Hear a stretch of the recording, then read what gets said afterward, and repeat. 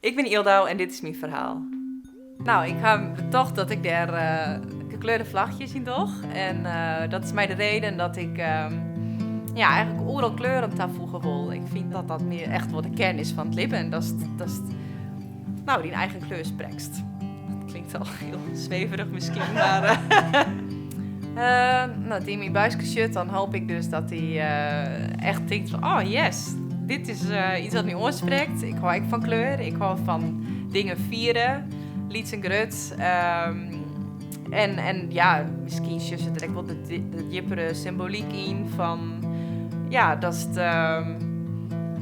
dat de veelkleurigheid juist leidt tot een mooi geheel. Eén kleur is echt maar zo saai, dus spreek die eigen kleur.